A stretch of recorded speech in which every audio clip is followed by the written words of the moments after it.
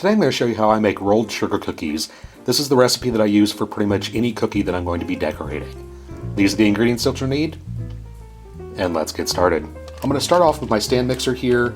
I'm going to add in my butter and my sugar, and I'm just doing a half a recipe here. I will put the full recipe in the description box. I'm going to put my beater bar on, and I'm going to turn this on medium and beat this until it's nice and creamy. After about a minute or two, I'm going to add in my egg and my vanilla extract. And I'm going to beat that for just a minute or two. And I'm going to take my beater bar off and I'm going to scrape that down as well as the sides of the bowl. And now we are pretty much done with the beater bar. I've switched out to a wooden spoon and I'm going to add in my flour and my baking powder. And I'm just going to stir this together using the spoon. And it's probably not going to look like it's going to come together. It'll be kind of dry and crumbly. Trust me, it will come together. And you want to keep stirring this together until the sides of the bowl are nice and clean. And then I'm going to turn my dough mixture out into a plastic baggie. This is a 1 gallon size. And using the bag, I'm going to kind of push the dough pieces together to form one solid mass of dough. Now you want to seal this and put this into the refrigerator. I like to put mine in the refrigerator for about 20 minutes or so. Any longer than that, and I find the dough is hard to roll out. Then I'm going to dust my counter with some flour. I'm going to use half of the dough here. I'm going to make sure and put some flour on top of the dough. And you also want to lightly flour your rolling pin. And when you roll this out, you want to start in the center. And after a few rolls, you want to be sure and turn your dough. You don't want your dough to stick to your counter. This is why you want to use plenty of flour. And you want to keep turning it and always roll from the center out. You never want to take the rolling pin over the edge of the dough.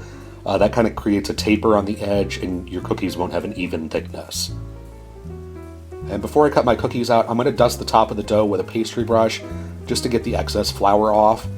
Then I'm going to take my cookie cutter here. I'm using metal cookie cutters, that's what I prefer.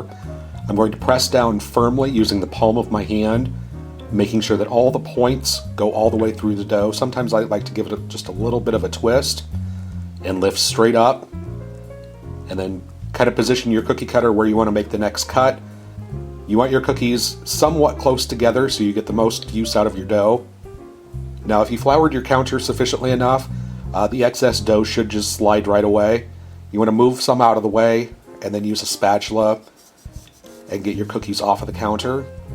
I like to flip them over and then again using the pastry brush dust the excess flour off the backside.